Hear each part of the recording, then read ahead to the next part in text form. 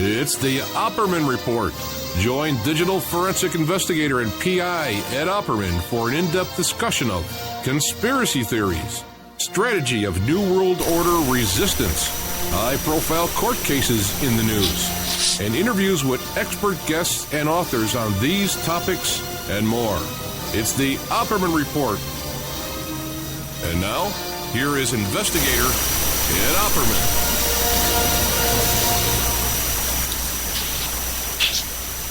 Okay, welcome to the Opperman Report. I'm your host, private investigator Ed Opperman, and this show is brought to you by emailrevealer.com. That's my website. Also, too, if this is the first time you're listening to our show, I invite you to check out oppermanreport.com. We have a brand new members section. We have a bookstore we just put up, but a brand new members section where you can subscribe and become a member. And there's original content on there, all new shows, exclusive to subscribing members. Also, too, I have a really big special going on right now. If you go there and you check it out and you like it, shoot me a PayPal. Shoot me an email directly through PayPal, and I'll give you a year for $60. So we're knocking $15 off. This is a little limited time offer we're giving you here because I got to run out and buy a car this week. I got to get a car. I've been limping around enough. Okay, very excited tonight. We have Graeme MacQueen. He's the author of 2001 Anthrax Deception, the case for a domestic conspiracy. Now, this is, again, you guys know how interested I am in the whole Anthrax case, and this is kind of a follow-up to our Richard Lambert report that we did with Richard Lambert, who was the FBI director in charge of the Anthrax investigation. We had him on a couple of months ago. Graham's website that he's on is called consensus911.org. So, Graeme, are you there? I'm here. Hi. How are you? So nice to meet you.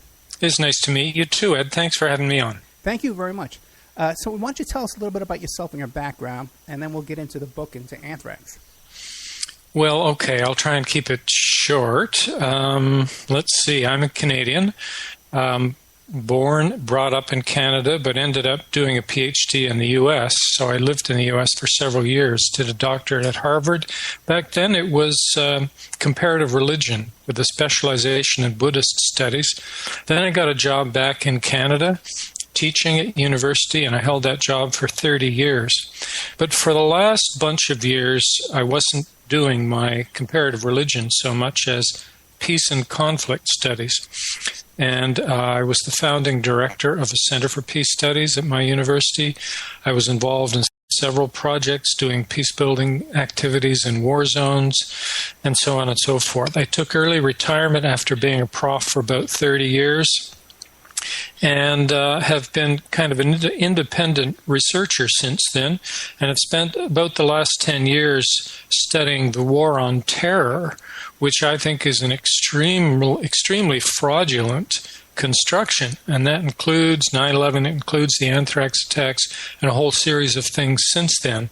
So that's kind of who I am right now. Now, that's interesting, because you said you were a professor for 30 years. Yeah. You don't look that... How old are you? We're getting into details and, private, stuff here. No, I'm 67 now. 67. Okay, you look great, man. You look great. You're probably looking at, an old photo. The picture's 30 years old. Okay. Yeah. All right. So, I guess the thing is about the whole we just had the anniversary of 9/11. Right. So it's just about the anniversary of Anthrax right now, because it was about a week later. That's right. So now, what do you make of this? Why do you think, first of all, it's so overlooked? No one talks about it. Well, actually, I hadn't thought of it till you mentioned it, but this is probably the actual anniversary, September 18th, of the first anthrax letters sent out. So it is a very appropriate time to be having this conversation. Sorry, did you ask me what what did you ask me? It's funny because we just got lucky because neither one of us thought of it. That's right. Yeah, that's interesting. Okay. Yeah. Now, why don't you tell me? Did you ask me why it's overlooked? Was that a question? Yeah, but before we get to that, because there's so many audiences, young kids and stuff, these whippersnappers, why don't you tell us what the Anthrax case was and what happened, what it's about? Okay, well, I hope that most people remember the 9/11 attacks, although I realize that even those are receding into the distance, and there may be some viewers who don't actually remember. But obviously they were hugely important in founding if not the war on terror, then at least this most recent phase of it. The anthrax attacks began, formally at least, about a week after the 9/11 attacks. That's why today would be roughly the anniversary of the beginning of the anthrax attacks. Anthrax is a word that refers to a lethal disease. So we can say somebody contracted anthrax, they got anthrax. It also it's a little bit of a confusing term because sometimes the term is also used to refer to the actual bacteria, especially in the form of spores. So people will say that anthrax was sent in letters. Obviously, they don't mean the disease was sent in letters. They mean the spores, this particular form of the bacteria was sent in letters. So around September 18th, some people, in my view, because I think it was more than one person, sent anthrax spores, put it in envelopes, and began sending it out in the U.S. The anthrax attacks, or anthrax letter attacks, then extended from then till late November 2001. And altogether, at least 22 people got the disease in one form or another. 5 died. Some people think it was a lot more than 22 that got it, but anyway, at least 22. And it was really, really important for a number of reasons. For one thing, many Americans probably forget that U.S. Congress was attacked with a weapon of mass destruction. I mean, that's kind of a big deal. It's kind of weird to forget that, but that's really what happened in the fall of 2001. I mean, a bioweapon was classed at the time, still is generally, as a weapon of mass destruction. And, you know, we hear a lot about WMD here and there. People forget that this was actually used in Congress, that these letters were sent to 2 senators. And it wasn't just a random thing. I think it was very clear why it was sent to senators. And I trace this in detail in my book. I believe it was to get the Patriot Act passed very, very quickly, and also to support military adventures abroad. But anyway, here I'm getting into my interpretation. When we stick to fact, we'll just say, well, the letters were sent to news media. They were sent to these 2 particular Democratic senators. A bunch of people died, ordinary U.S. citizens, and then they stopped. So that's the gist. Oh, I suppose I should say, we can get into who the perpetrators may have been later. The FBI claims to have closed the case, and they say that it was a lone wolf terrorist, man by the name of Bruce Ivins, who is now dead, and that he did it, and that's the end of the story. And of course, in my book, I say, no, it's not the end of the story, and he's not the culprit. Right. So the thing is, when I was talking to Richard Lambert, especially, we were talking about this, it would seem that the motivation was to create the Patriot Act and all this stuff, and there were so many other indicators, like weren't members of Congress already on Cipro before the anthrax was mailed out? Well, the White House certainly was put on Cipro. Mr. Bush, Mr. Cheney, and others were put apparently on Cipro. And just for your listeners, Cipro is a powerful antibiotic. Anthrax is a bacterium, and so you fight it with antibiotics. If you want to cure anthrax, when someone gets it, you can give them a powerful antibiotic, but also if you give it to them in advance, it may prevent them from getting the disease. So it's used preventively, and Mr. Bush and Cheney and various others were put on Cipro on September 11th, 2001, about a week before the first letter was sent out.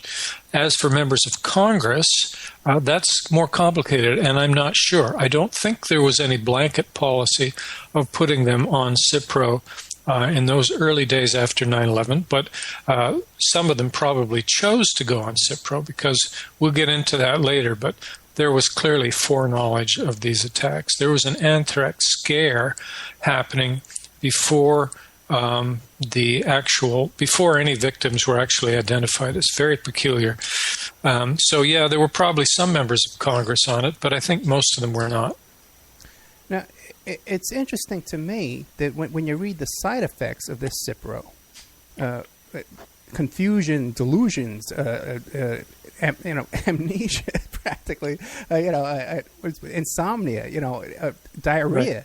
Like the nausea. Like, to be put on this stuff when we just had this big attack on the World Trade Center and on the Pentagon, and now suddenly all the people in decision-making power is on this drug that causes confusion. Well, yeah, and diarrhea, that's not very good either. Yeah, you can't find your way to the toilet. That's right. Yeah, well, I suppose I hadn't thought of the confusion part, but the part that I had wondered about is that it does have side effects, and you have to be on it. I don't remember how long. I think it's at least a month for it to have the serious preventive effect against anthrax, so you don't just go on it for a couple of days. And it's not something you would go on lightly, for a length of time. So you have to ask the question as to why they were put on Cipro on September 11th. It's a perfectly valid question. Of course, they will claim that was all just protocol, that, when there's a terrorist attack, like a 9/11, there's certain things you do. One of them is that you assume there may be a WMD attack coming up, so you put the president on all these things. I think there are very good reasons. There's good evidence that that's false, that that's not the explanation. But that's the explanation you'll be given. Now, another thing I took note of with Richard Lampert was that he mentioned that Dick Cheney was in daily contact with him trying to figure out what was going on. Now, I guess the conventional wisdom amongst people like us is that he knew what was going on. If anybody knew, Cheney knew what was going on. Yeah. Well, I don't pretend to, like I'm not all-seeing and all-knowing, and I don't pretend to know what role Mr. Cheney may have played in this. Yeah. But he certainly spent a lot of time, as you probably know, after 9/11, for quite a while after that, at least a couple of months, I think, largely out of the public eye in an undisclosed location. In other words, he was in some secret place, and then he would appear from time to time, like to give a talk or, let's say a policy talk, or have a lunch with senators, or, give a talk at an important dinner in the Waldorf Astoria or something. But he basically was out of the public eye while a large part of the anthrax attacks were unfolding. Now, whether he was, managing the anthrax attacks or trying to protect the country against the anthrax attacks, these are things that I don't pretend to know. But, of course, I don't, unfortunately, trust him. I believe he was one of those who was implicated in both sets of attacks in the fall of 2001. Okay, what do you make of the people that were the targets of the attacks? Is there a pattern that we can look at there? Well, the news media were targeted, and several people in the news media got the disease to a greater or lesser extent. In some cases, it's not surprising, ABC, NBC. If you want to cause panic in the U.S. population, then try to cause panic in the major news network, and they will then relay that, and that's precisely what they did. They talked endlessly about anthrax anxiety, anthrax fear. We're all terrified. We're all, oh my God, this is terrible. What are we going to do? I mean, if I wanted to cause panic in a population, I'd probably try to intimidate the major news media, and I think that's probably why they were targeted. I don't know why Robert Stevens, the first man who died of anthrax, was targeted. He was small fry. He was a photo editor at a tabloid in Florida. There are other connections to that tabloid that we might explore later, which might explain it. As for the people who died, the 5 people who died, I don't think they were specifically targeted at all. I think they were innocent victims. That's one of the things that's scary about sending out letters with anthrax. Anybody could get it. Two of the people who died were postal workers. They seem to have gotten, breathed in the spores and got pulmonary anthrax, which is the most dangerous. Actually, all 5 people who died of pulmonary anthrax. But they breathed it in because they picked it up in the mail sorting room, wherever these letters were going through. They were getting pounded, the letters, by machines. The spores were so small they could actually go through the pores in the paper. And these poor guys breathed it in and died. And all the 5 people who died were that sort of ordinary citizen. And I think this is part of the profile of this attack. With the 9/11 attacks, people could be scared, they could feel awful, but they could also think, I don't live in New York City, or I don't live near the Pentagon, or, I'm not in the World Trade Center. I don't really have to personally worry. But with the anthrax attacks, it became clear that anybody could get this, and anybody could die. And that's one of the reasons it was really very scary at the time. And, of course, you asked me about targeting. I mean, we could get into the 2 senators, Daschle and Leahy, later in some detail. I think it's very clear why they were targeted. Oh, why? Tell me. Oh, well, in my book, I try to go in some detail through the whole relationship of the anthrax attacks to the Patriot Act. And it would be boring to try and go through it in detail here. But the gist is that I think that 9/11 and anthrax were 2 phases of one operation. You can think of it as the 9/11/anthrax operation.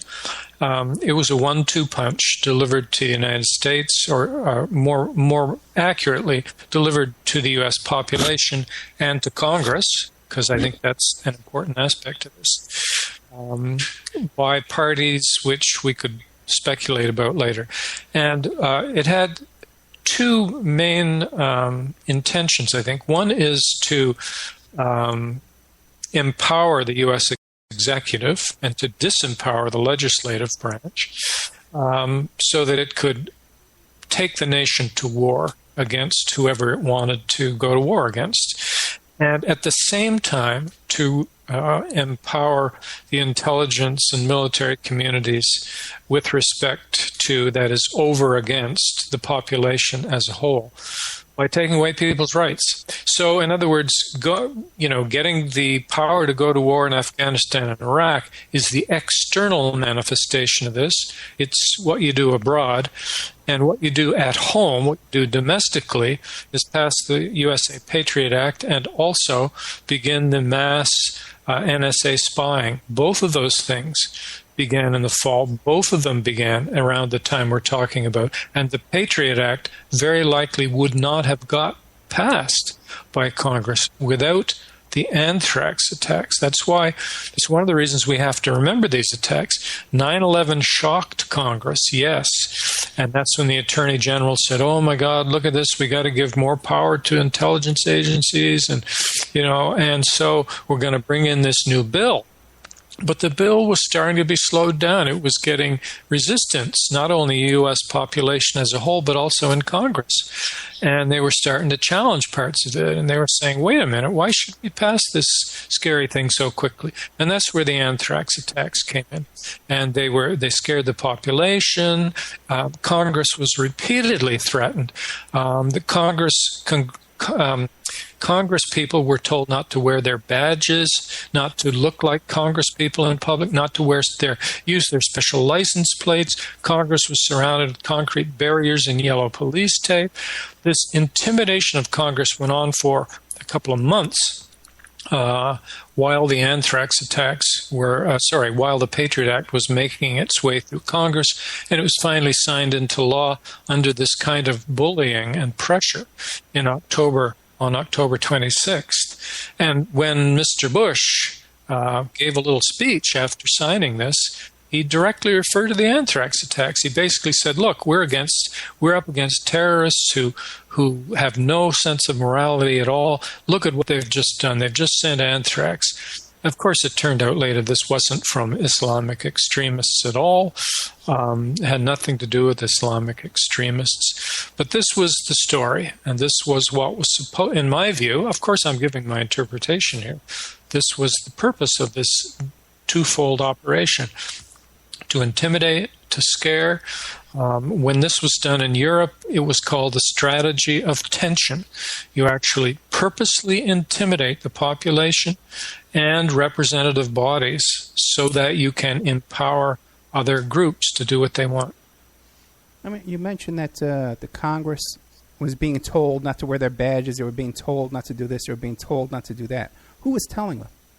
Well, I would have to look back to see who said this specifically, but certainly the FBI is directly implicated in this. I mean, the FBI said on several occasions that, oh my God, there's al-Qaeda is definitely going to carry out an attack soon because we're going to be, bombing Afghanistan. And so we all have to prepare for this. And buildings in Washington are a major going to be a prime target, and we're going to have to worry about biological weapons along with chemical weapons. They're saying all this from quite an early time. Also, a whole bunch of high-ranking members of the U.S. executive, from the president to the vice president to the health minister, Donald Rumsfeld, Andrew Card, they all came out of the woodwork to give warnings that, unconventional weapons were probably, or there's a good chance they would soon be used. These warnings they're giving, by the way, before Robert Stevens is diagnosed as having anthrax. Nobody has been diagnosed as having anthrax at this point. There is supposed to be no public knowledge of any anthrax in play at all. And yet already these guys are coming out, they're giving one speech after another around September 30th, especially October 1st, around that time, saying how we have to be careful and definitely Congress will be one of the possible targets, and making the link to passing the Patriot Bill. Cheney said he wanted it passed by Senate by October 5th. He was quite explicit about that. And then these two senators held it up so that it wasn't passed by October 5th. And immediately they get sent anthrax letters. The letters were mailed on the 18th, 9 days later? No. There are two waves of letters. Right. And here, I know that I'm giving a lot of information. For people who aren't used to this, I'm sure it's confusing. The first anthrax letters went out around September 18th. Okay. But the ones I'm talking about now, the letters sent to senators, went out later than that. What I'm saying is that the Vice President Cheney said that he wanted the Patriot Act to be passed by Senate by October 5th. Two Democratic senators held it up so that it wasn't passed by October 5th. That was Senator Daschle and Senator Leahy. And somewhere between October 6th and 9th, in other words, very, very soon after this deadline was missed, two anthrax letters were sent off to guess who? Senators Daschle and Leahy. I mean, that's not coincidence in my view. That is clearly an attempt to intimidate precisely the two people who are holding up the Patriot Act. Right. And I think I recall that they made some public statements. Oh, well, I mean, you mean before they got the attacks? After they got the attacks, that they weren't sure, they weren't convinced, that they weren't satisfied with the investigation and what had been uncovered. Oh, I see, yes. That's especially Senator Leahy. He made eventually made some very strenuous statements publicly that he was not satisfied with the FBI's conclusion that Bruce Ivins, acting alone, had done this. Mr. Leahy said, I believe there are others who were involved and who could be charged with murder.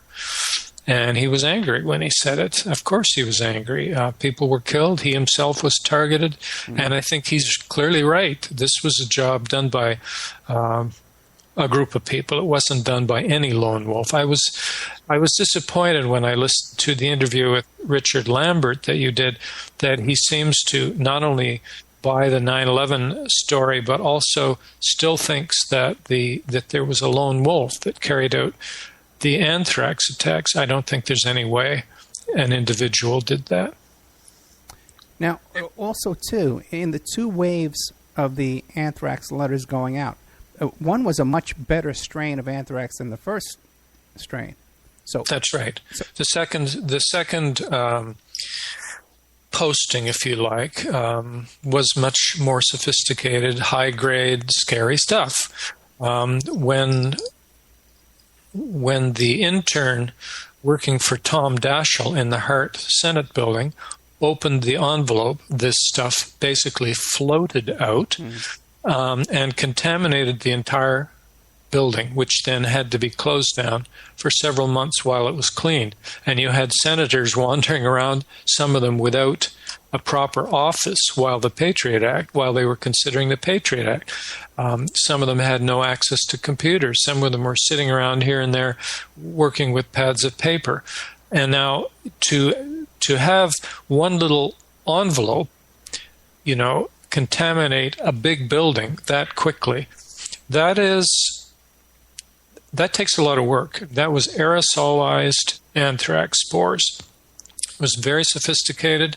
It was, in my view, clearly weaponized. I know the FBI still regards this as controversial, but I think we have no choice but to say this was weaponized, highly sophisticated stuff, not easy to make, and more sophisticated, yes, than the first round.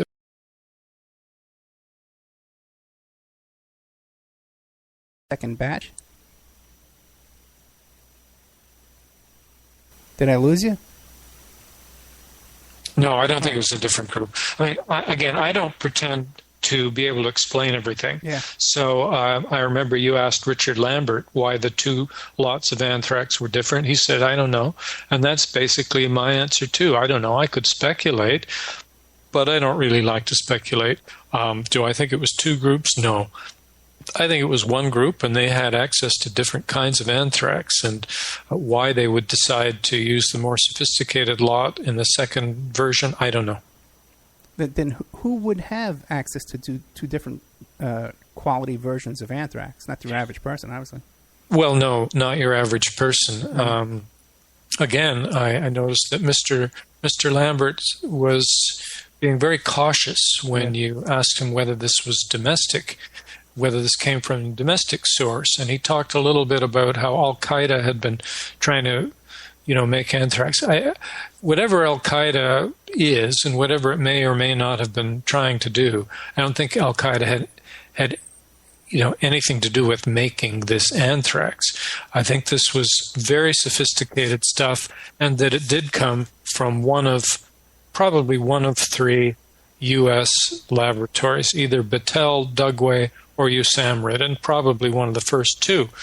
And the more people study these spores, the more they have tended to emphasize the sophistication of this stuff. And I go into this in my book. I talk about two articles that appeared in 2011 and 2012 authored by three scientists, Hugh Jones, Rosenberg, and Jacobson. I won't go into it in detail here, but their conclusion is that this anthrax was extremely sophisticated, that it went through, the spores had been microencapsulated, probably by silicon with a tin catalyst, and that this is very exotic work, and that no individual could have done this. Certainly al-Qaeda couldn't have done it, and that it seemed to have come from the bowels of a bioweapons program by a state. And of course, they're thinking of the U.S. as the state, the country in question. And they think it probably came from either Dugway Proving Ground, or Battelle Memorial Institute. Both of those are associated with the military and with the CIA. So it would be highly unlikely that it was the North Koreans or another foreign government. There's never been any evidence that it was the North Koreans. Well, not specifically, but you know what I mean. There's no evidence that North Korea or Iraq or al-Qaeda even had the Ames strain of anthrax, much less that they would have been able to treat it in this way and produce this sophisticated product. I mean, there was a strong attempt in October 2001 to implicate al-Qaeda and Iraq, and I go through that in my book. I think the plan was to really finger what I call the double perpetrator, meaning al-Qaeda had the responsibility of putting the stuff in envelopes, writing the crude little letters, Allah is great, all this nonsense, sending it through the mail. But that al-Qaeda couldn't have made this stuff. And so they got it from Iraq. So you have the state supplier, and then you have the terrorist proxy, this dual terrorist group. There were lots of people that had begun pushing that theory in October. But it fell apart, it fell apart. The scientific evidence was against it, and there was no evidence that these guys had gotten a hold of the Ames strain. ABC News made a brave attempt to, and I'm being sarcastic here, to implicate Iraq right at the end of October by claiming that the anthrax spores had bentonite, and that bentonite had been used to help weaponize them. Bentonite is a kind of clay. It's used in kitty litter. And they said, this was Saddam Hussein's signature because only Iraq uses bentonite. Well, it was just false. There was no bentonite. Thanks for trying to implicate Iraq, guys, but, it didn't work. So then that story failed as well. There's never been any evidence that Iraq or al-Qaeda or any state inimical to the U.S. like that was involved. Okay. Let's take a little break. Yep. Commercial break. We're here with Graeme MacQueen, the author of 2001 Anthrax Deception, The Case for a Domestic Conspiracy. And he also has a website that he contributes to called consensus911.org. We'll be right back with more after these messages.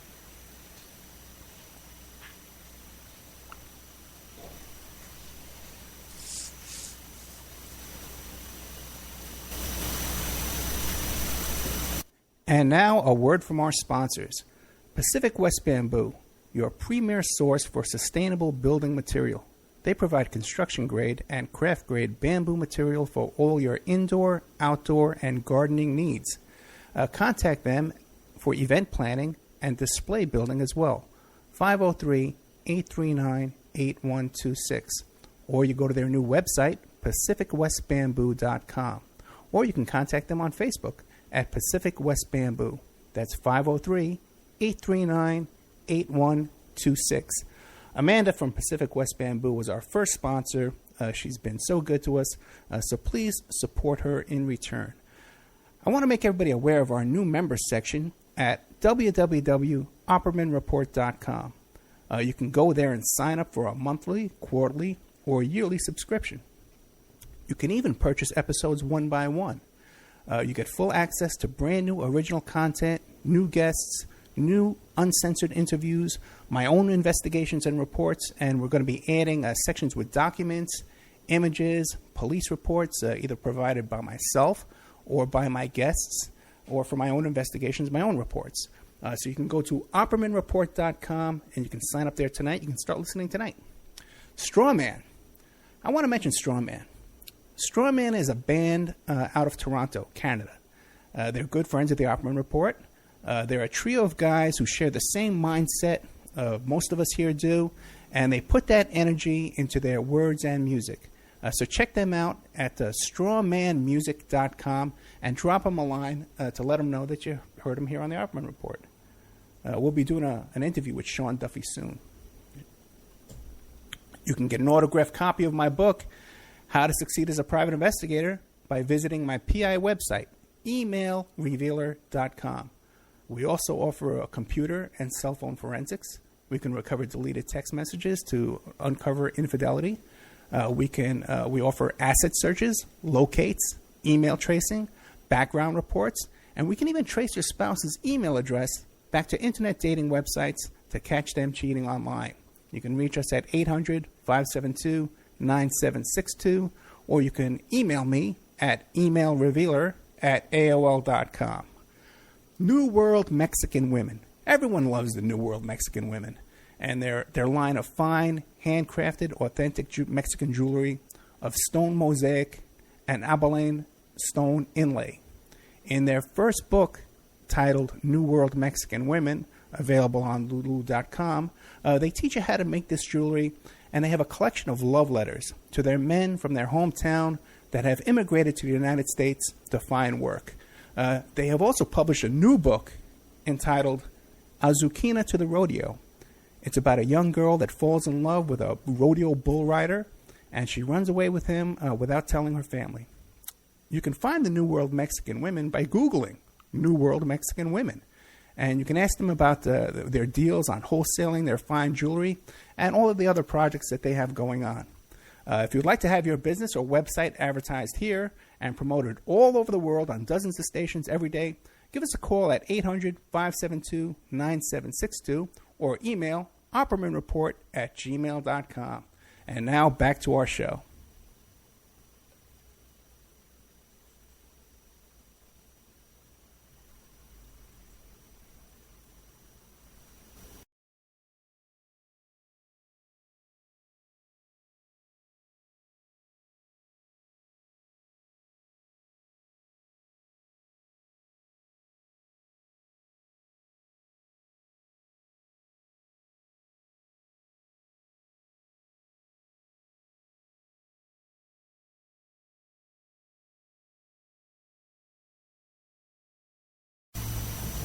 Okay, welcome back to the Opperman Report.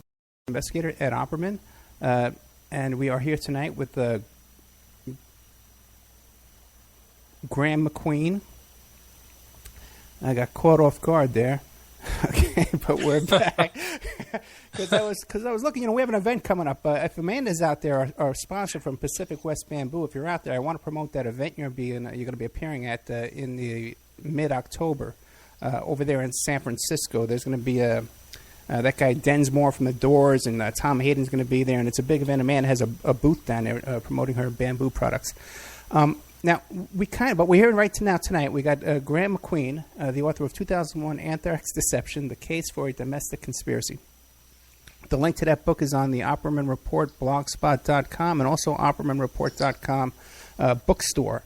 Now we've pretty much ruled out. Okay, fine. It wasn't, and I just was facetiously saying North Korea, another country. It wasn't. Right.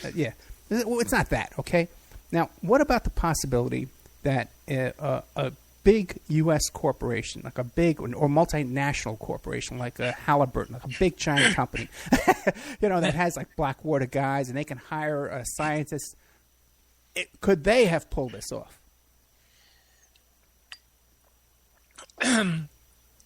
Yeah, excuse me. I don't think they could have done it by themselves. Excuse me. We talk about the military-industrial complex, sometimes military-industrial intelligence complex, a little better, because the intelligence community is very important here. But if we mean that term seriously, then of course we do include industry, and we do keep our minds open to the possibility that corporations can be involved as partners in some of the dark deeds here. So I don't rule such corporations out at all as partners, but I think they could do it on their own. I think that they would need partners within the state apparatus itself. Now, there are various ways to picture this. Peter Dale Scott, who lives in California, has been writing for some years about deep politics and increasingly also about the deep state. And these are interesting concepts. The deep state is useful. He uses it to refer to kind of a web of different people who are connected by common interests, and some are in the formal state apparatus. In other words, they may be as high as the vice president or the president. They could be, the head of the FBI. They could be whatever. Others are not in the formal state apparatus. That means they don't have jobs working for the government, for example. They may be in private industry. They may be freelance, whatever. But they're part of this network. They're part of this web. And together, these form a very potent group that's usually very well funded, has deep ties within the intelligence community and within the military, and is able to steer, in some ways, the whole country in certain directions through deception, through covert action, through various kinds of propaganda and persuasion. This is an unelected body. This is an invisible body. And this deep state is something that we need to be concerned about. And I don't think you need to be paranoid in order to imagine that such a thing exists. So, for example, it may be the case that somebody could be the head of an intelligence operation or agency, FBI, CIA, whatever, and that's their public position, and everybody sees them and knows them in that capacity, but it could be that they are at the same time part of this other organization. It doesn't have to be a formal organization, may not have a name, but part of the deep state, and in that capacity, they are achieving their aims through deception and sometimes violence outside the public eye. Now, of course, the possibility of paranoia exists here. If we have no evidence for such a body, then what's the point of even imagining it? But I think we do have evidence for such a body, and I think the things that happened in the fall of 2001 in the U.S., the 9/11 attacks and the Anthrax attacks, are evidence of such a network or such a body. And that's one of the reasons we need to study these operations to see how this could have been pulled off. Was private industry involved? Was the intelligence community involved? Who would you have needed in order to pull these off? These are very good questions.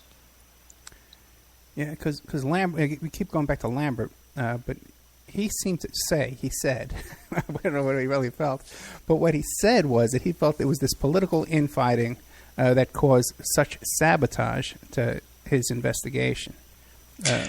Yeah, I heard him say that, and I have no reason to doubt the man's sincerity. He seems loyal, basically, to the FBI, DOJ, Department of Justice, even though the rather cautious and rather loyal man that I heard in your interview is not quite the same man that I, when I read the text of the lawsuit he brought against the FBI and the Department of Justice, the man there is an angry man. He's a fierce man, a very smart man, at times sarcastic, even amusing man, who is obviously very gutsy. He's tired of having his career ruined, being blackballed, being punished for being a whistleblower on the Anthrax case, and he's not going to take it anymore. That's what I read in the text. When he speaks publicly on your show, I hear a slightly different man, a man who has certain loyalties, certain caution. And again, what can I say? I respect him for that. That's fine, but that's not where I'm coming from at all. I don't think the case was sabotaged out of just personal ego. I think the FBI, at least certain high-up elements in it, not everybody obviously, was purposely sabotaging the investigation because their job was to cover the tracks of the real perpetrators and to pin it all on this poor guy, Bruce Ivins.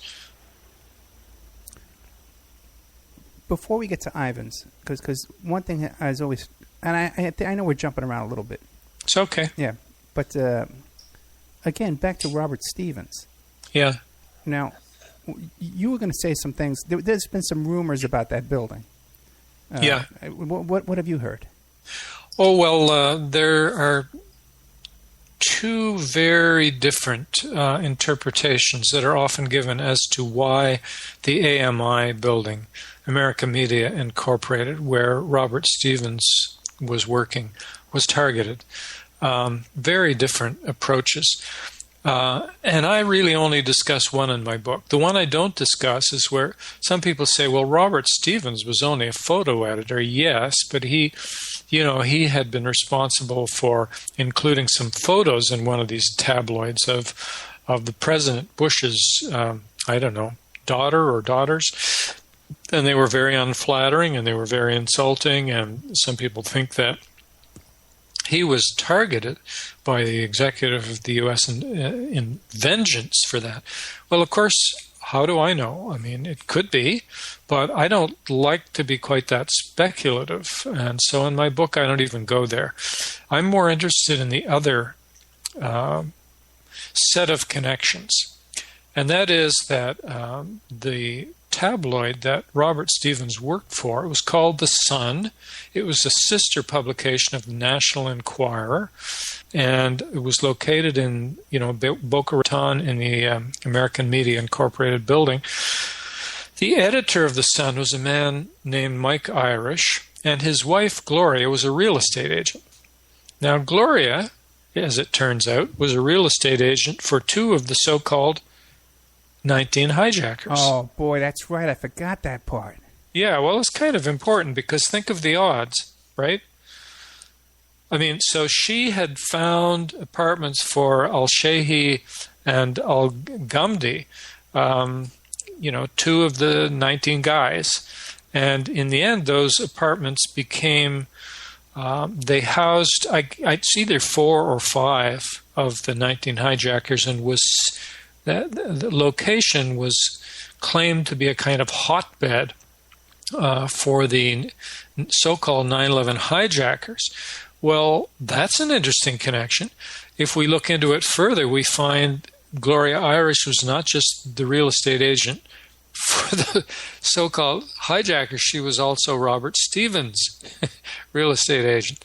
She had, she knew Robert Stevens, the first guy to die from anthrax. She had found his house for him. She and her husband, Mike, were old friends of Robert Stevens. There are all kinds of other connections, too, that several of these, and you put hijackers in quotation marks. You should always think of the term hijacker in quotation marks, because in my view, they didn't hijack anything. But anyway, the so-called 19 hijackers, you had several of them working out in a gym where several of the AMI people worked out. You had Mohammed Atta, supposedly renting planes from the same airport that Mike Irish, rented planes from. He flew private planes, and so on and so forth. And these kind of alleged coincidences pile up, and after a while you go, I'm sorry, I can't buy this. I don't think it's a coincidence. I think somebody was, either there's a real and direct, interesting connection between the people who did the 9/11 attacks, so-called hijackers, and the people who did the anthrax attacks, and there's a lot of evidence that somebody's trying to make us think this. Or fictions were created, connections were created to make us think that the two were connected, to make us think that the same guys who hijacked airplanes on 9/11 were also involved in the anthrax operation. And in my book, I give the reasons why I think the second option is the right one. In other words, that an elaborate script, so to speak, was written that would convince investigators that these 19 Arab guys hijacked planes, but that they were also involved in preparing for a bioweapons attack on the U.S., and that therefore the same group, al-Qaeda, was involved in both sets of attacks. And what I say in the book is that theory was actually pushed quite hard initially in the fall of 2001, but it fell apart. Why did it fall apart? It fell apart when it was shown that the anthrax didn't come from al-Qaeda, didn't come from Iraq. It came from a U.S. lab serving the military-industrial complex. And at that point, it became very dangerous for the actual perpetrators to have people look upon these two operations as connected. You see what I'm saying? Yes. Because if they're connected and the anthrax attacks are frauds which started in the U.S. military-industrial complex, then people are going to draw the obvious conclusion that the 9/11 attacks were also a fraud that came from the military-industrial complex. And so what I say in my book is that the FBI, as well as a variety of other groups, have been steering us frantically for years away from this theory that they were connected. Try to get us to forget about the anthrax attacks. Try to get us to believe that there's no connection between those and the 9/11 attacks, because they're afraid that since the anthrax attacks have gone down, the official story collapsed, that will contaminate the 9/11 collapse too, and they definitely don't want that to happen, because that's the keystone for the whole global war on terror. Couple of questions. Yeah. One, are you familiar with Daniel Hopsicker's work on looking into the supposed hijackers down there in Florida and the flight schools and all that stuff? Right. You familiar with it? A little bit, yeah. Oh, okay. Yeah, he looked into Muhammad Atta's girlfriend and the use of all kinds of alcohol and drugs by these guys and all the un-Islamic things they were doing. Okay, and also the other thing is, what do you make of Rudy Giuliani forming a company that cleans up anthrax and buying that building? Well, yeah, I mean, I'm sorry, I shouldn't laugh, but I think they're all connected. I think that's highly fishy. What can I say? I haven't looked into that one in detail, but I'm certainly aware of it. Yeah. Like $40,000. I do think they were part of the same operation, 9/11 and Anthrax, and we were initially supposed to believe that it was all one operation. And as I say, once the Anthrax story collapsed and the whole thing was traced to the U.S. military-industrial complex, then they're frantically telling us they aren't connected. Forget it. And now we're not even allowed to think about it. They don't even That's mention right. it. We're not supposed to think about it. I'm the only one bringing it up. I'm probably going to get in trouble for it. Yeah. Oh, brother. Okay. Yeah. Now, I guess now we can start looking into the cast of suspects. Okay. You think so? It's a good time? Well, go for it. I mean, I don't really try in my book to name too many specific names, but we can, in a general way, we can do that, yeah. What do you make of the whole Hatfield? What do you mean, what do I make of it? Yeah, like as a viable suspect. Now, he sued the FBI and he won, I think, $5 million, right? You're talking about Hatfield. Yeah, Hatfield, yes. Right. What do I make of him? Yeah. Well, there's some anthrax researchers that I know who think he was involved and that getting the $5 million was a way of paying him off to be quiet. All I can say is, well, it could be, but I've never seen any convincing evidence that he was one of the perpetrators, any more than I've seen convincing evidence that Bruce Ivins was. And the way I look at this is, the burden of proof is on those who accuse these people. It's not up to me to prove these guys were innocent. It's up to the cops or the FBI in this case to prove they were guilty. They failed with Stephen Hatfield. The judge threw it out. That's why he got his $5-some million.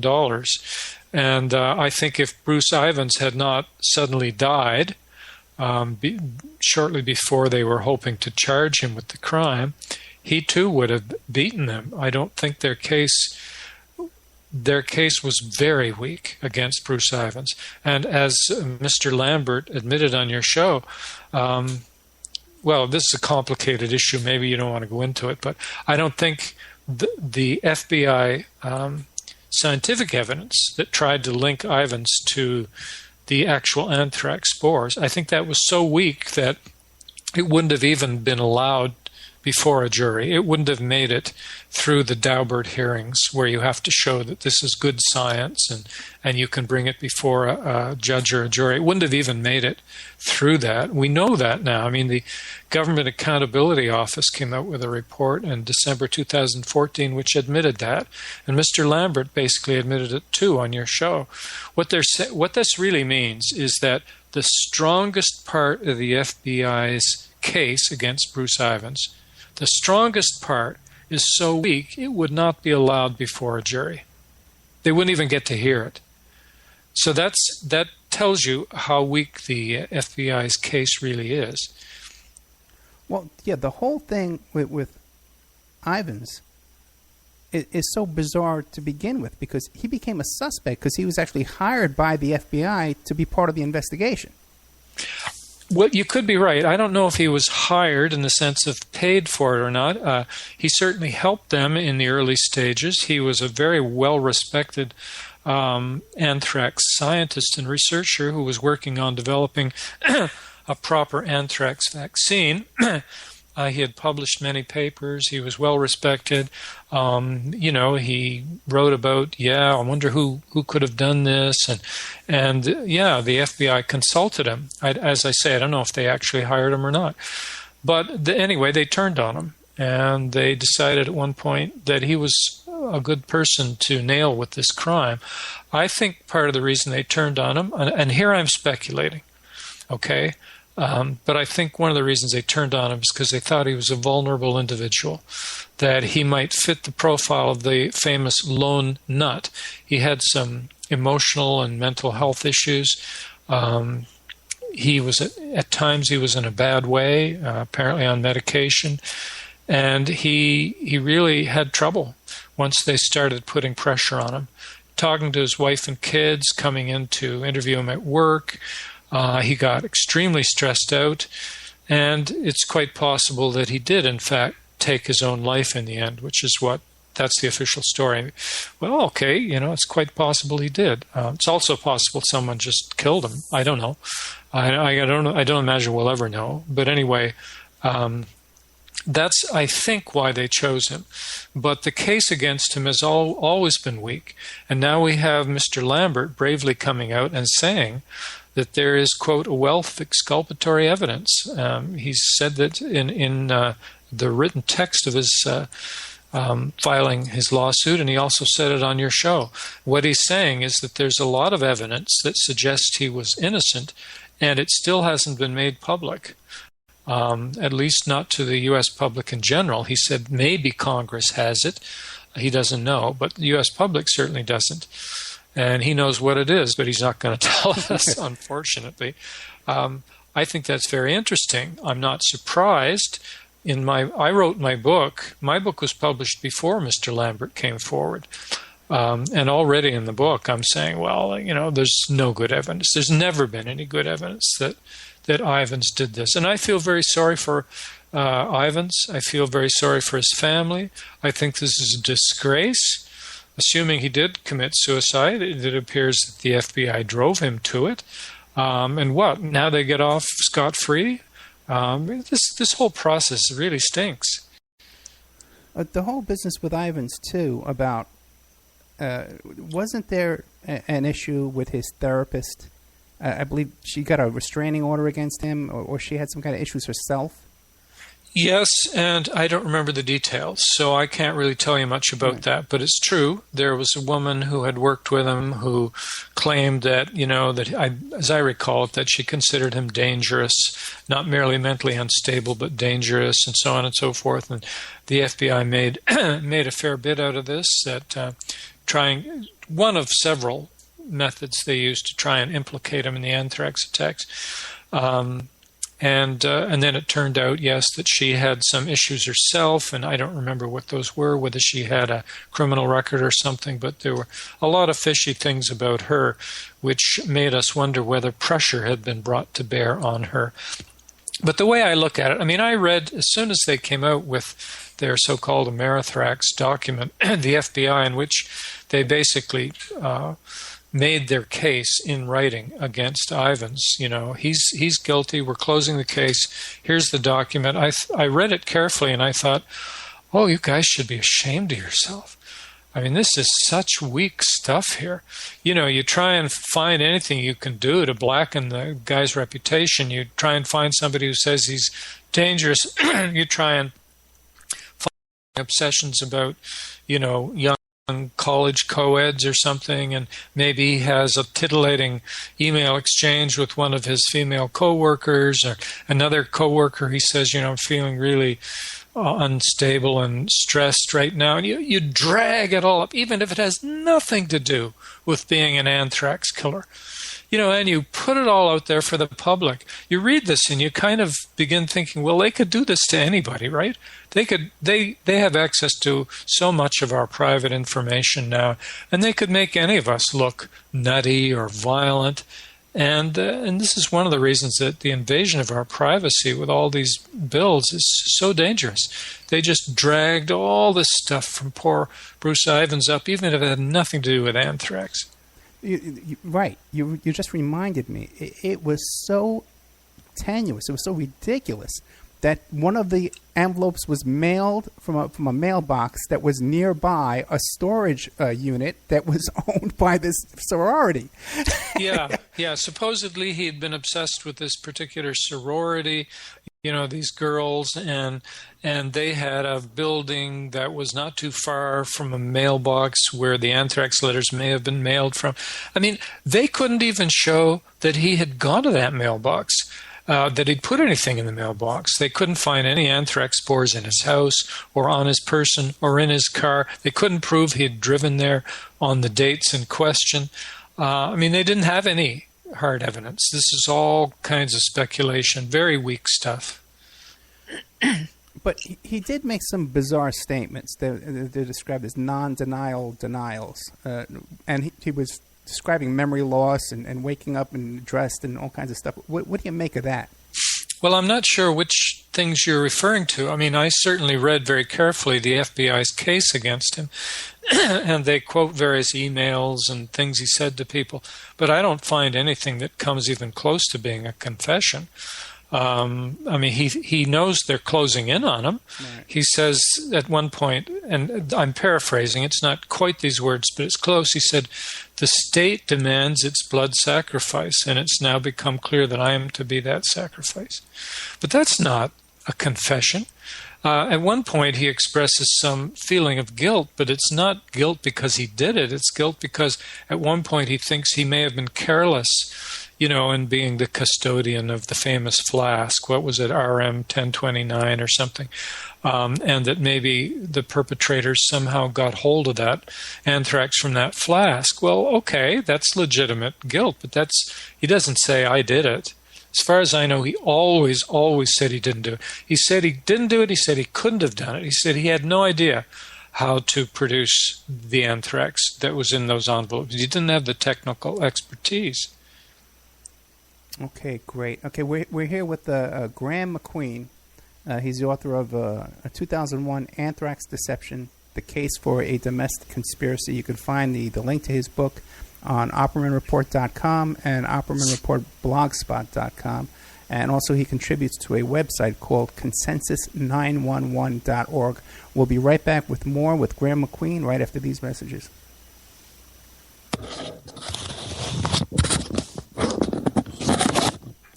And now a word from our sponsors. Pacific West Bamboo, your premier source for sustainable building material. They provide construction-grade and craft-grade bamboo material for all your indoor, outdoor, and gardening needs. Contact them for event planning and display building as well. 503-839-8126. Or you go to their new website, pacificwestbamboo.com. Or you can contact them on Facebook at Pacific West Bamboo. That's 503-839-8126. Amanda from Pacific West Bamboo was our first sponsor. She's been so good to us, so please support her in return. I want to make everybody aware of our new members section at www.oppermanreport.com. You can go there and sign up for a monthly, quarterly, or yearly subscription. You can even purchase episodes one by one. You get full access to brand new original content, new guests, new uncensored interviews, my own investigations and reports, and we're going to be adding sections with documents, images, police reports, either provided by myself or by my guests, or for my own investigations, my own reports. So you can go to oppermanreport.com and you can sign up there tonight. You can start listening tonight. Strawman. I want to mention Strawman. Strawman is a band out of Toronto, Canada. They're good friends of the Opperman Report. They're a trio of guys who share the same mindset most of us here do, and they put that energy into their words and music. So check them out at strawmanmusic.com and drop them a line to let them know that you heard them here on the Opperman Report. We'll be doing an interview with Sean Duffy soon. You can get an autographed copy of my book, How to Succeed as a Private Investigator, by visiting my PI website, emailrevealer.com. We also offer a computer and cell phone forensics. We can recover deleted text messages to uncover infidelity.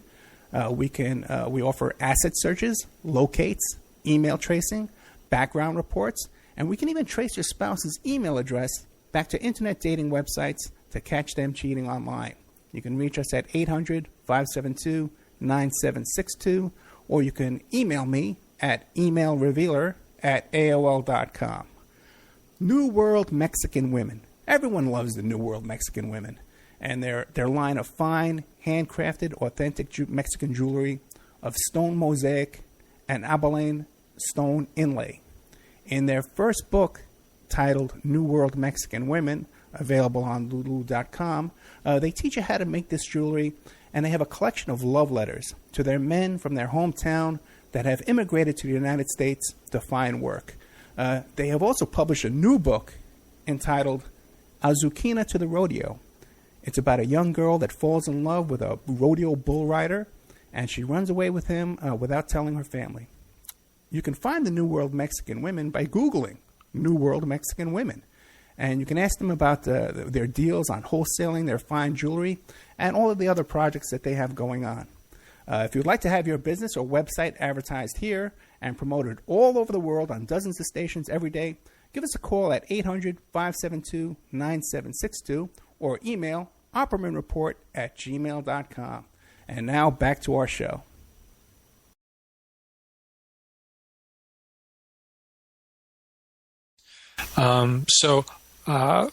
Here's my view. Well, I guess I already said it before. First of all, I don't think any individual did these attacks, whether Hatfill or Ivins or anybody else.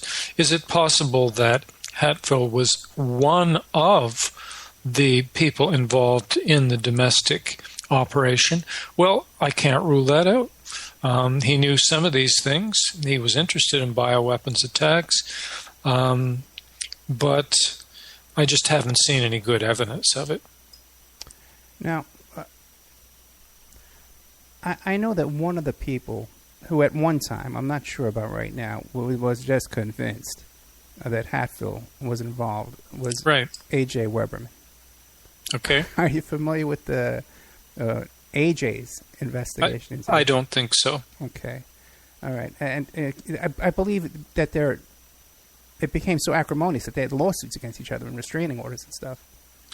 Well, there are a number of people who suggested over the years that Hatfill was the culprit, that he had the requisite skill set, that he was in the right place at the right time, blah, blah, blah. Again, all I can say is he may conceivably have been part of the group, but he certainly didn't do all this on his own. And again, I like to give people the benefit of the doubt. If the state has not made its case, a strong case against him, then as far as I'm concerned, we have to assume he's innocent. Sure. And where we are now is that the FBI says, well, the case is solved because of Ivan's suicide. That's right. And this is another thing that frankly makes me really mad. I mean, the guy dies and the FBI leaps in and uses this as part of its case against him. I mean, they say, well, obviously, he killed himself out of guilt and remorse and because he's the Anthrax killer. So his suicide just gives us more evidence that he did it. Well, baloney. He could have taken his life for any number of reasons, but most likely because he saw the FBI closing in on him and that they were about to have him charged and disgrace him. I mean, even if he won the case, imagine going through that and having all your little secrets and letters and obsessions and everything put out there in front of the public. And by the way, whenever I'm interviewed like this, there's somebody who'll say to me later, you shouldn't have assumed that he took his own life. We don't know that. He may have been killed. And they're right. We don't know for sure that he took his own life. What we know is that he died at a particular point. He was said to have taken his own life, and it may be true. And because of that, the FBI was able to close this. How did he die? He supposedly took an overdose of pills, and as I understand it, it was a form of Tylenol. I don't know if it was Tylenol 3 or what, but anyway, it's an odd way for a scientist of his caliber to kill yourself. You don't die right away. It destroys, I think it's your liver, and it does so slowly. Maybe your kidneys. I think it's the liver. Yeah. And, there's quite a space of time when you can be saved from this if you follow a certain protocol. Take him to the hospital, do this, do that. It's not an easy way. It's not a pleasant way. It's not an easy way. It's not a quick way to take your life. And I was, again, very puzzled when I discovered that they hadn't done an autopsy. And that always raises flags for me. Initially, it was reported by the LA Times as a suspicious death, a peculiar death. But then quickly it becomes, oh no, he took his own life. Everybody knows that. It's been shown. It's been proven. And, well, maybe and maybe not. I don't know. What is the reason they gave for not doing an autopsy? I don't know. I haven't looked into it that much. I just, it's there in the literature that no autopsy was performed. And I'm going, what? What? A case of this importance? But anyway, that's, as far as I know, that's the case. Just so bizarre, because when you listen to Lambert, at how they they sent these, because there aren't that many anthrax experts. Yeah. And they sent a couple of them during this investigation off to Israel to learn Arabic. Right. Yeah. Well, it's not mysterious if you think that there were people high up in the FBI who were determined not to solve the case. Then, it's not really mysterious. But, again, Mr. Lambert has said that there is evidence tending to show that Ivins was not the killer. And it's evidence that you and I haven't seen, that the FBI is still sitting on it. And he also says in his written text that the FBI engaged in, I forget what he calls it, but it's something like an elaborate perceptions management campaign to try and make it look like Bruce Ivins was the anthrax killer. And I think that's exactly right. And I think that's very brave of him to say that. And some of us would be more blunt and say they framed him. And, and he was the scapegoat. He was, as he himself said, the state's blood sacrifice. Which is a very interesting choice of words. It certainly is. What do you make of that? You mean that he would use those terms? Yeah. Well, I just took it to mean, there may be some deeper thing that I haven't seen, but he was a very smart guy. He saw what was being done. He saw that somebody was going to have to go down for this, and that, he got the chills when he saw that he was the one they had chosen.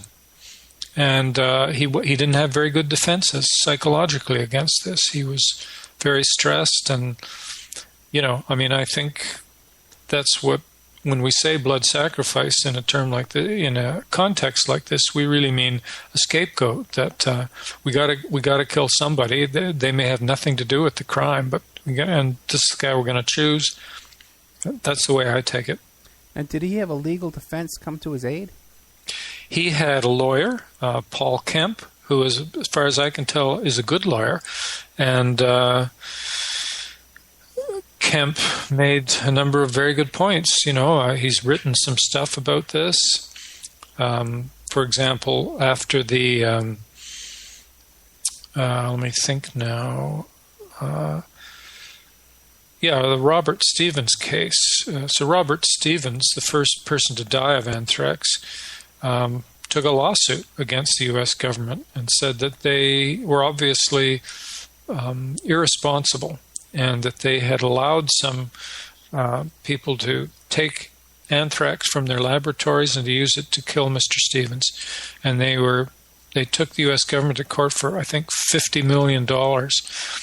And, it's a long story. I don't want to go into it. But basically, the civil division of the Department of Justice, the lawyers there, made a pretty good case, which tended to exonerate Bruce Ivins, because they wanted to defend Department of Justice and the FBI from these accusations.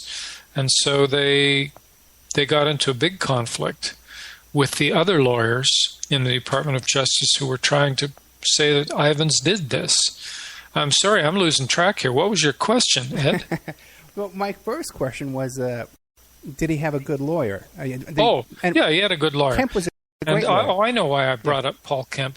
After the Robert Stevens case and the admissions by the civil lawyers in that, which we could get into, but maybe you don't want to, Paul Kemp said, this really exonerates my client. There's no case left after this, because there are lawyers within the Department of Justice here who are basically saying Ivins couldn't have done this. And this was astonishing. This led to big fights, apparently, within the Department of Justice between two sets of lawyers. One group is saying Ivins did it, and the other group is saying, no, he couldn't have done it. So it was very embarrassing for the Department of Justice. And Ivins' lawyer, Ivins was probably, I don't remember, I think Ivins was already dead by then.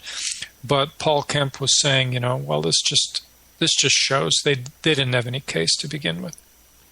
There's a YouTube video of Kemp putting on a presentation of his defense of Ivins. Okay. Yeah, like at a seminar or something like that, and it's excellent.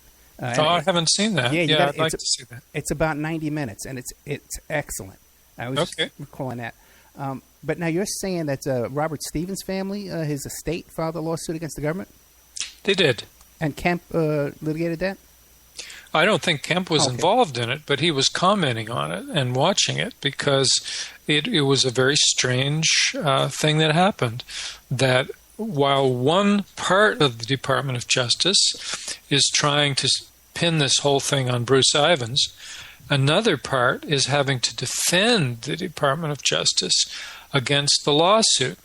And in order to do that, they wanted to argue that there was no good evidence that USAMRID, the place where Bruce Ivins worked, had in fact done this crime. And there was no evidence, in other words, that anyone had taken anthrax from this laboratory, and therefore that there was no evidence of the kind of sloppiness and irresponsibility that the lawsuit claimed. So they actually created a gulf between Ivins sitting over on one side and the anthrax killers on the other side, implying that he wasn't the anthrax killer. And they were doing this at the very moment when the criminal division of the DOJ had already claimed that he was the anthrax killer. Can you imagine Kemp's delight when he gets a hold of that paperwork? Oh yeah, it was just bizarre. It's like a 1 in a million shot, man. So the DOJ then apparently the civil lawyers, the ones who were basically implying Ivins was innocent, were scolded and were told to settle the case quickly out of court because it was an embarrassment. So they did that, and I think Stevens' family got $2.5 million with no admission of guilt from the government, something like that. What other lawsuits were there? Who else got paid off? I don't know. I don't remember. I mean, there was the Stevens case. There was the, as we've already mentioned, Stephen Hatfield case. There would have been a Bruce Ivins case if he hadn't died. I don't know what else. Well, Bruce Ivins had a case. So didn't his estate follow up and sue as well? Did Ivins' estate sue? Yeah. Is that what you're asking? I don't know. Okay, I thought I saw something about that, but it's possible. Yeah. I mean, in my book, Ivins occupies a relatively small part of the story, and that was on purpose because I think people often get distracted by, let's see, was it Hatfield or was it Ivins? Right. And I wanted to step back from that and say, don't get distracted by that because it couldn't have been either of them. This was not a lone wolf. No lone wolf could possibly have done this. And I give all kinds of reasons for that. This was a group, and it's a group that reaches up to the highest positions of the U.S. executive and has tentacles in the intelligence community as well. Then what do you make of when Lambert talks about how Dick Cheney was on the phone with him every day trying to figure out who was behind this? Well, again, I don't want to pretend to know things I don't know. Yeah. Mr. Lambert was in a much better position than I to know, I suppose, what Dick Cheney had in mind. He talked to the man. I never talked to him. I'm sure I never will. So I don't want to be too smug here about what I know. Yeah. All I'm going to say is from where I'm sitting, Dick Cheney is a major suspect in the entire operation. By that I mean 9/11 and Anthrax, which in my view are two parts of one operation. And I came across a strange little passage, I think it was in the Washington Post, while I was researching my book. I read it and I had to laugh. It was somebody saying that, there was a lot of speculation as to why George Bush wanted Dick Cheney to be his running mate and why he wanted this guy to be vice president, because they said Cheney is a very kind of a cold fish, very uncharismatic, not particularly popular. And that when they asked Mr. Bush why he would want this guy, he said, and this was very early on, this was before 9/11, he said, well, that something might happen in the next year or two, a major crisis, and that Mr. Cheney would come in very handy, would be very helpful at that time. And of course, then 9/11 and Anthrax and everything happened. And I think Mr. Cheney was probably central to the whole operation. Yeah, you're right, because he doesn't even fit the look of the average vice president. Well, he's a strange character, and you'll remember that after 9/11, he said on some TV show that it looks like we may have to spend some time now on the dark side.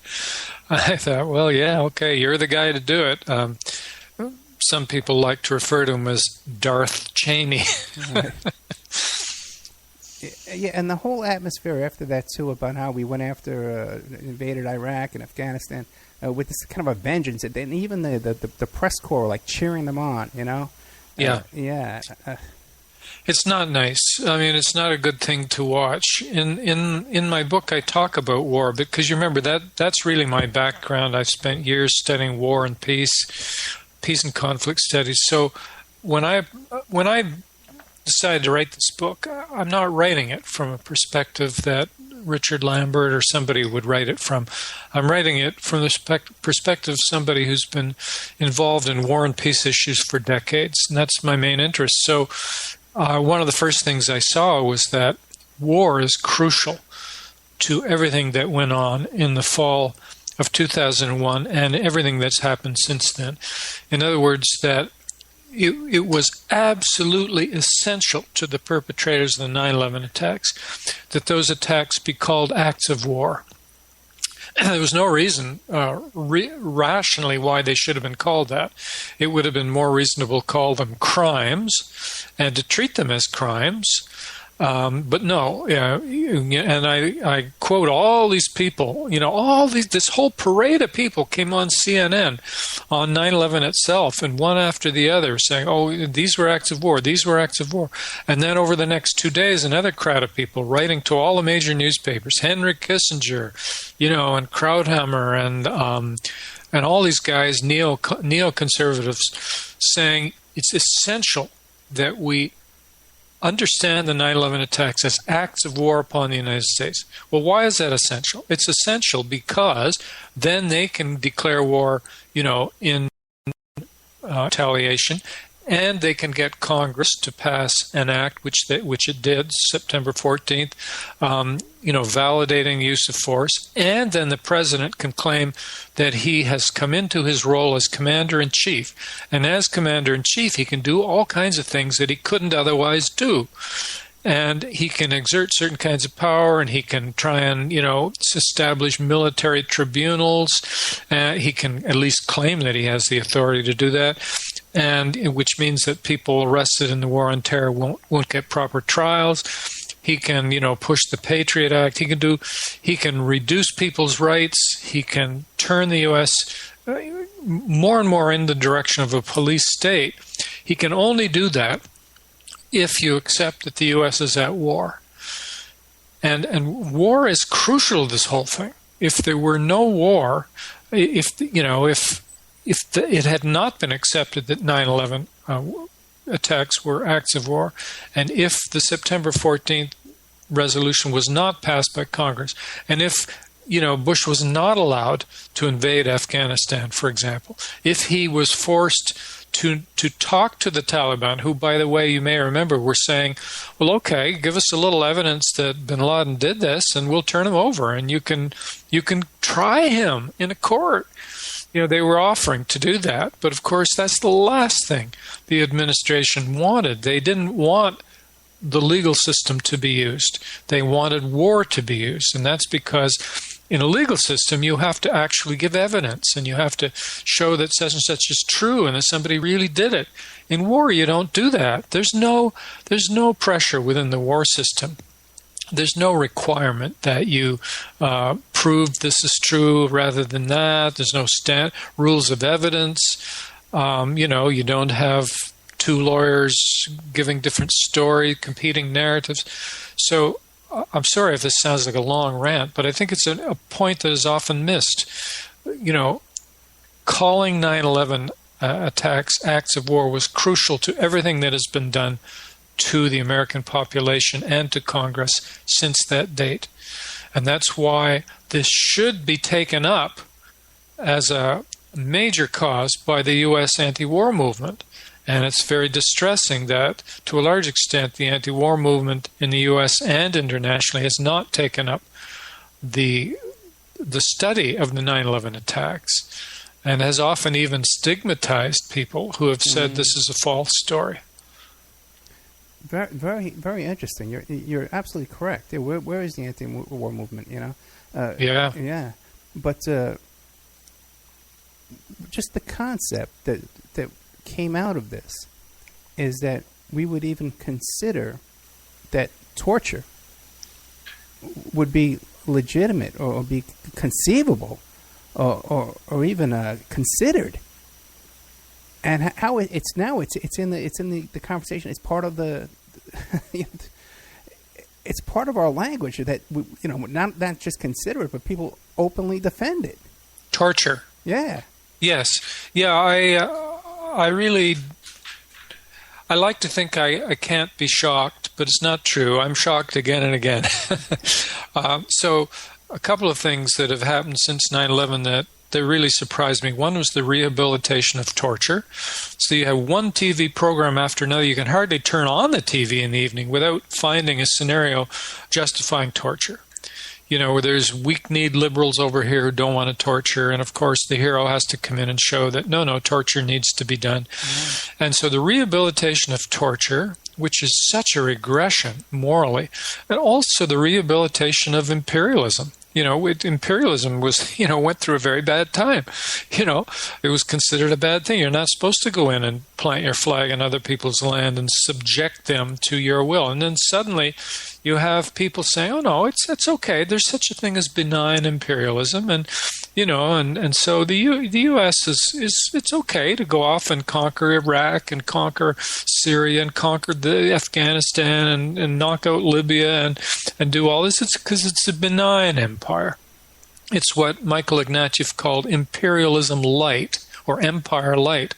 Well, I'm sorry, I don't think there is any empire light. And so to see these rehabilitated, in one of the major Canadian newspapers is the Globe and Mail, and a few years ago they actually gave the op-ed page to Alan Dershowitz, former professor of law at Harvard University, so that he could argue in favor of torture.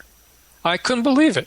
I never thought I'd see that in my lifetime, because Dershowitz was going around the U.S. arguing that it should be legalized in the U.S. He was saying, no, we'll have safeguards. You have to apply to a judge for a torture warrant. And, when you get it, you have to do it in a nice, clean, sterile way. You won't just beat someone up. You'll use sterilized needles between their teeth and stuff. And, I'm just looking at this. This is a professor of law at Harvard approving of torture. Francis Boyle says that there are several Harvard law professors that were on the record as approving of torture. This is astonishing, and I did my PhD at Harvard. I'm like, what happened to old Veritas? What happened to old Harvard? How on earth did they end up with these creeps? Yeah, at one time, Dershowitz was a constitutional, it was like a civil rights defender. At one time, what happened? Well, you tell me. I don't know. But anyway, that's where we are. And it's a scandal. One thing might be to consider is his relationship with Jeffrey Epstein, and whatever went on there and money. I don't know that story. Well, Jeffrey Epstein was a convicted pedophile. The allegations came out about Dershowitz being involved with and blackmail, and and all type of things like that. I don't know that nasty story. Oh, you got to look that up. Yeah. I know Alan Dershowitz as an unapologetic defender of just about anything that the state of Israel does, of course. It doesn't matter who they kill or how many people they kill. You can count on Mr. Dershowitz to defend them. And so he certainly has a thing about Muslims and what he takes as terrorism and so on. None of that justifies torture. The moment you start eroding those distinctions, we're really in trouble. Okay, we better take another break. We're with Graeme MacQueen, the author of 2001 Anthrax, Deception: The Case for a Domestic Conspiracy. He also contributes to a website called consensus911.org. Don't forget there's a link to his book on the Opperman Report website and the Opperman Report blog. We'll be right back after this with more of Graeme MacQueen.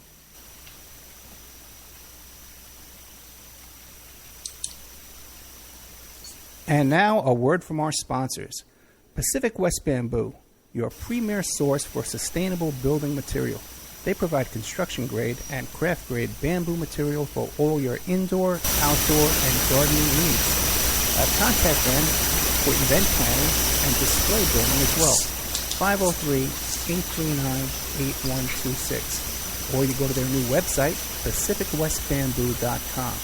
Or you can contact them on Facebook at Pacific West Bamboo at 503-839-8126. Amanda from Pacific West Bamboo is our first sponsor. She's been so good to us, so please support her in return. I want to make everybody aware of our new members section at www.oppermanreport.com. You can go there and sign up for a monthly, quarterly, or yearly subscription. You can even purchase episodes one by one. You get full access to brand new original content, new guests, new uncensored interviews, my own investigations and reports, and we're going to be adding sections of documents, images, police reports either provided by myself or by my guests, or from my own investigations, my own reports. You can go to oppermanreport.com and you can sign up there tonight and start listening tonight. Strawman. I want to mention Strawman. Strawman is a band out of Toronto, Canada. They're good friends of the Opperman Report. They're a trio of guys who share the same mindset most of us here do, and they put that energy into their words and music. So check them out at strawmanmusic.com and drop them a line to let them know that you heard them here on the Opperman Report. We'll be doing an interview with Sean Duffy soon. You can get an autographed copy of my book, How to Succeed as a Private Investigator, by visiting my PI website, emailrevealer.com. We also offer a computer and cell phone forensics. We can recover deleted text messages to uncover infidelity. We offer asset searches, locates, email tracing, background reports, and we can even trace your spouse's email address back to internet dating websites to catch them cheating online. You can reach us at 800-572-9762, or you can email me at emailrevealer@aol.com. New World Mexican Women. Everyone loves the New World Mexican Women, and their line of fine, handcrafted, authentic Mexican jewelry of stone mosaic and abalone stone inlay. In their first book, titled New World Mexican Women, available on lulu.com, they teach you how to make this jewelry, and they have a collection of love letters to their men from their hometown that have immigrated to the United States to find work. They have also published a new book entitled Azuquina to the Rodeo. It's about a young girl that falls in love with a rodeo bull rider, and she runs away with him without telling her family. You can find the New World Mexican Women by Googling New World Mexican Women. And you can ask them about their deals on wholesaling their fine jewelry and all of the other projects that they have going on. If you'd like to have your business or website advertised here and promoted all over the world on dozens of stations every day, give us a call at 800-572-9762 or email oppermanreport@gmail.com. And now back to our show.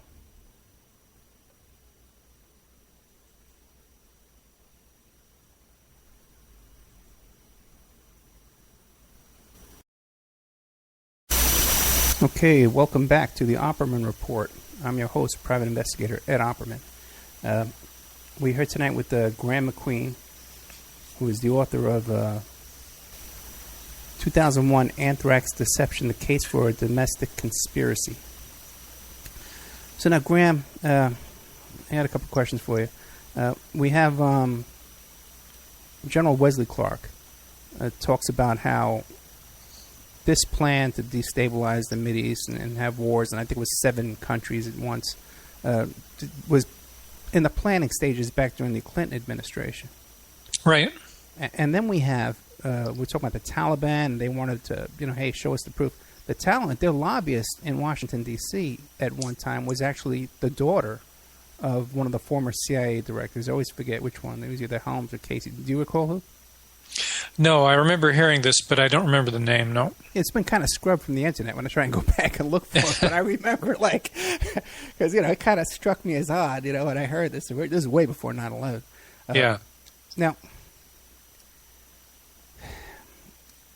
do you see any hope?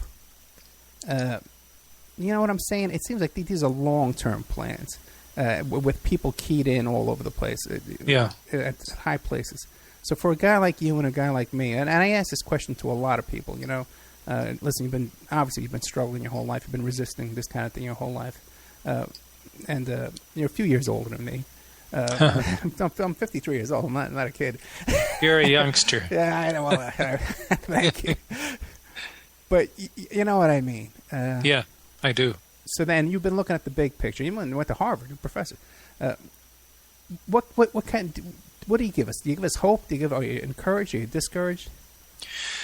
Well, I'm pausing because I don't really have a good prepared answer for that. I have a lot of hope. I can't give you a lot. I can't give you anything very convincing that it's based upon. I suppose maybe it has to do with my personality. No matter how bad the stuff is I'm reading, I wake up the next morning and I want to keep fighting for truth and justice and peace and all those good things. To me, that gives my life meaning. I couldn't stop even if I wanted to.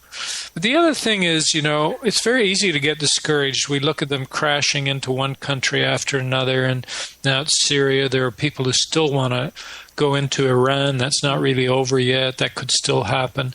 Libya is a mess. Iraq is a mess. Afghanistan is a mess. None of these helped the people there.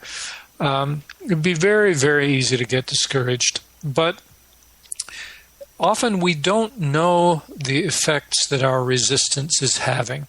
If we weren't doing what we're doing now, it's quite possible that these countries that haven't been knocked off yet would already be knocked off, if you know what I'm saying. In other words, every time we can convince people to be more, to resist more strongly, to demand evidence and demand truth, to be suspicious when the government comes out with its lies. This is all good. This is all politically significant.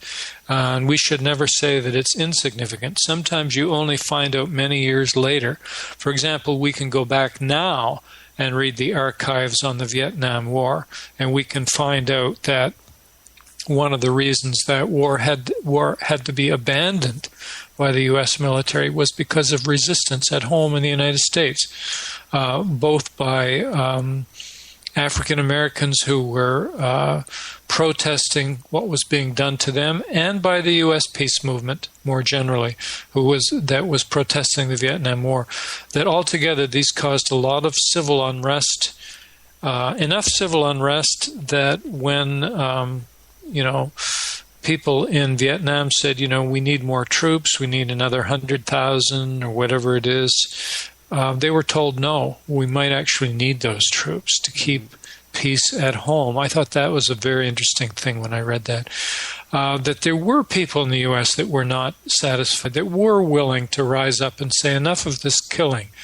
And they didn't know that at the time, but we know that now. And I think someday people will look back at what we're doing now and say, those guys were doing some good work there.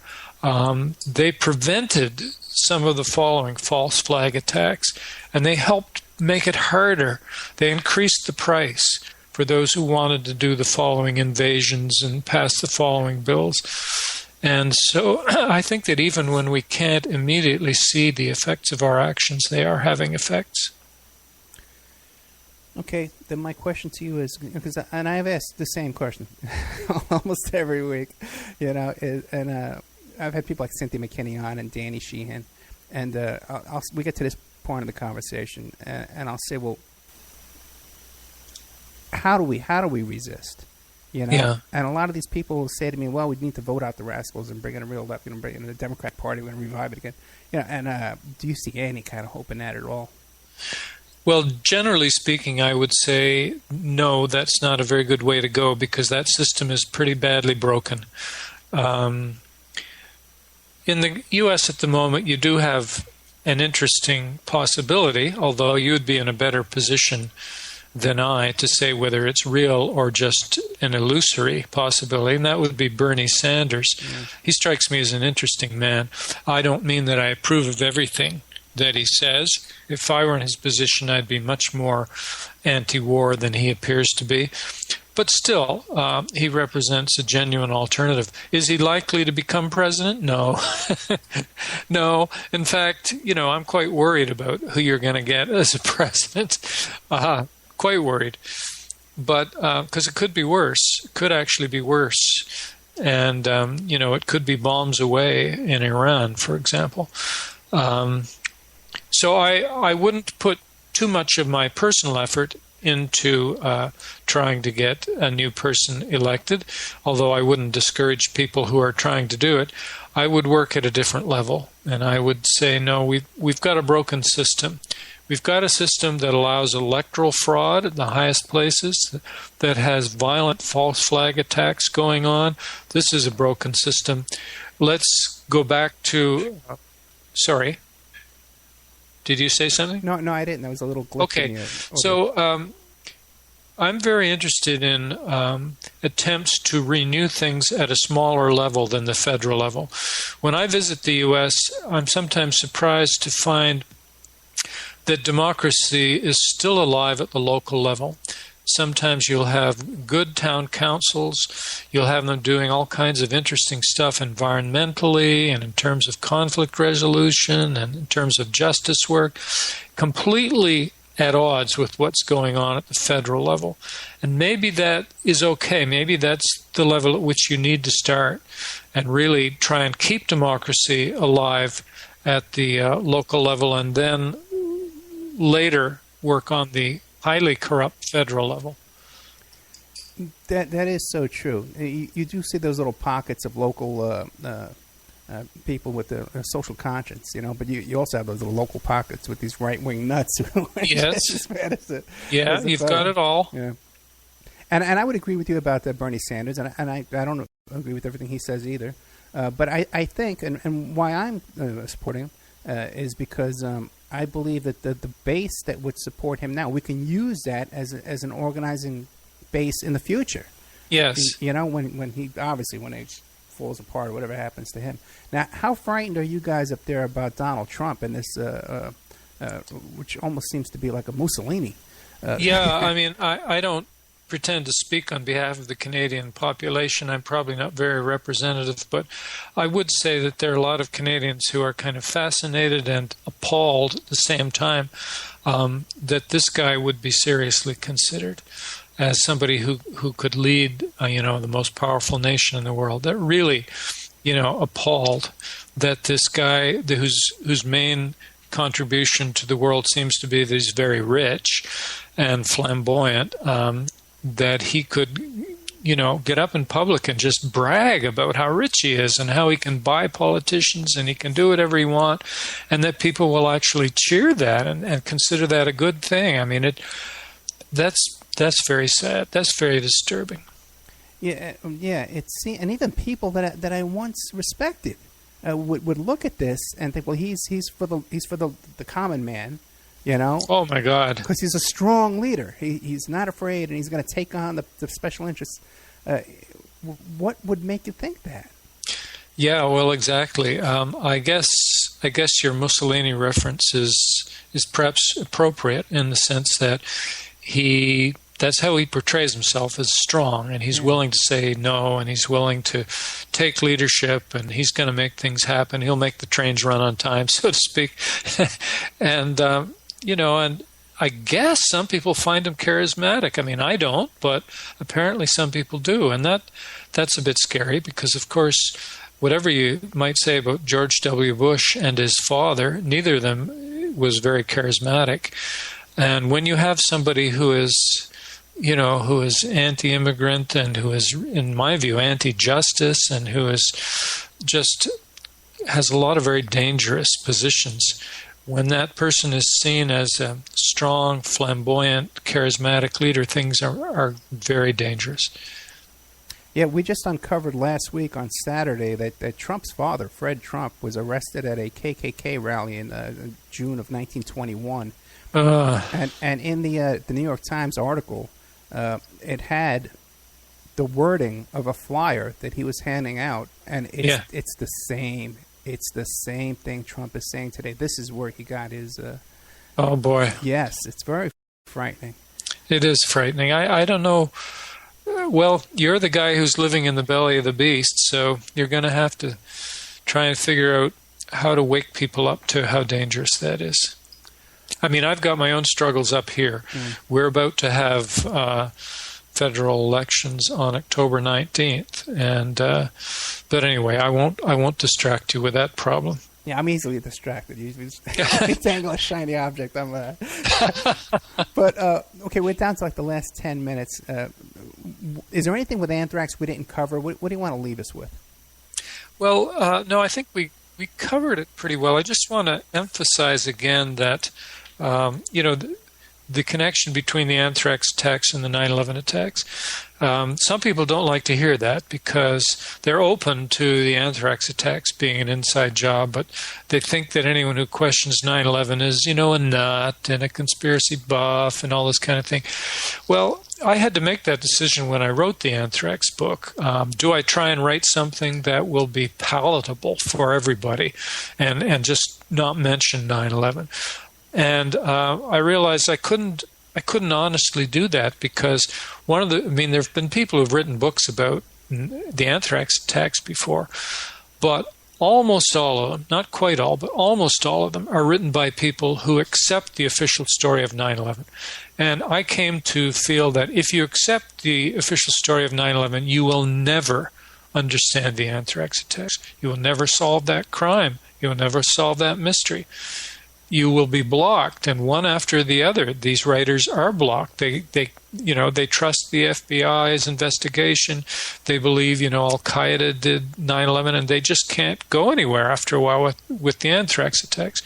So one of the things I think that my book contributes is that I say, look, you have to understand these together. They are connected, and that means you have to be willing to look at the 9/11 thing.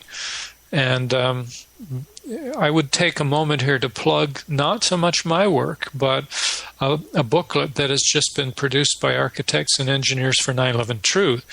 I was involved indirectly in helping them to produce this, but I don't take any credit for this. It's called Beyond Misinformation: What Science Says About the Destruction of World Trade Center Buildings 1, 2, and 7. If you go to the Architects and Engineers for 9/11 Truth website, you can order that booklet, and believe me, it's good. It's really good. It summarizes in 50 pages all the best arguments for why the official story of the collapse of those buildings is wrong and, in fact, impossible. Absolutely unscientific. And I want to encourage your listeners to go and read that booklet, because we have to understand that it's not just the anthrax attacks that were fraudulent. It's the granddaddy of all the terrorist attacks, which is 9/11, and that is the basis. They keep coming back to it again and again, not just in your country, in my country as well. It becomes the basis of a whole series of frauds, and we have to try and uncover it. What do you make of these people now who they see these school shootings and stuff like that, and they're convinced that they're also false flags and. Well, my view is that you have to approach these one at a time, Right. and it just depends on what the evidence is. So, for example, I know people who are convinced that the Sandy Hook thing was a fraud. I personally have not investigated it, so I don't take any kind of a position publicly on that.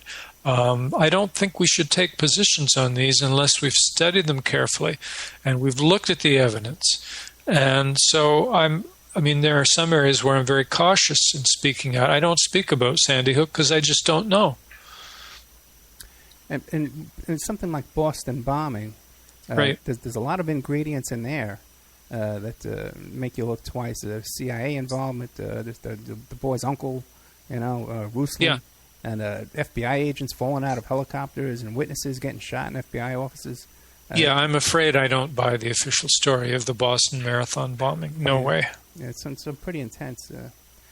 In Canada, we had 2 quote-unquote terrorist attacks last October. In other words, a little more than a year ago. And the second one of them especially was very important in helping the government to pass 3 bills, all of which give more power to intelligence agencies and police, and which take away some of our rights. So I figured I would have to take a little time out from Anthrax and 9/11 and look at something that's happening in my own backyard. So I spent some months studying the October 22nd attacks. We had a guy with a loaded rifle in the Parliament building, just a few feet from members of Parliament, not too far from the Prime Minister, running down the hall. This was a big deal. And so I spent some months studying it and have just completed a report on that, which I'll be releasing in a couple of weeks. Again, because I think it's fishy. I'm sorry to say it's another fishy event. I got you. We're down to a couple of seconds, but I keep getting a question in the chat room about just recently there was these accidental mailings of anthrax around the country. Have you looked into that? I haven't looked into it very deeply. It's one of these things where you download the information into your file in case you need to look at it later, but I really can't say anything much about it. I got you. Professor Graeme, thank you so much for coming on the show. Graeme MacQueen, the author of 2001 Anthrax Deception, The Case for a Domestic Conspiracy. Thank you so much for coming on. If you have something else you're working on, just give us a call. We'll bring it right back. Thank you very much, Ed. It's been a great interview. It's been a pleasure and an honor to be on, and I hope to see you again. Thank you, sir. Good night. Okay, bye-bye. Okay, there we had Graeme MacQueen, the author of Anthrax Deception. Kind of went all over anthrax and a little bit of everything tonight. I don't know. I feel a little discouraged in some ways. Hearing that, but very good show, a lot of really good information.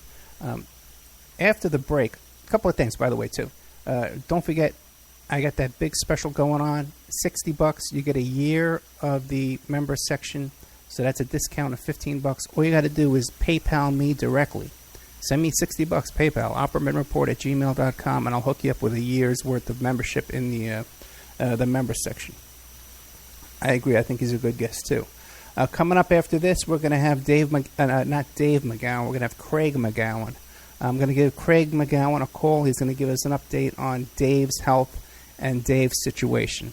Okay, so I'm asking everybody right now, the people listening to the 2-hour show, to please go to Center for an Informed America, and you can make a PayPal donation to Dave because Dave wants to take a trip with his kids to Hawaii. At this stage of his life, his health is very bad. He's, we have to keep praying for him and hope that everything comes out for the best. But we're gonna have an update from Craig on what's going on with that. And so just remember, Center for an Informed America. You can go there and you can help out Dave, and help out his family. Have some time together here at this stage. So we got that coming up in a little while. Over the weekend, I'm going to be interviewing St. John Hunt. about his new book, Dorothy. I'm going to be interviewing Stu Webb. I'm going to be on Stu Webb's show on Monday, by the way, too, Monday night. And then I'm going to be interviewing him. He's going to interview me. We're going to do a couple shows. Because my show's been picked up on a whole bunch of new networks lately. I'm going to be interviewing Chip Tatum coming up.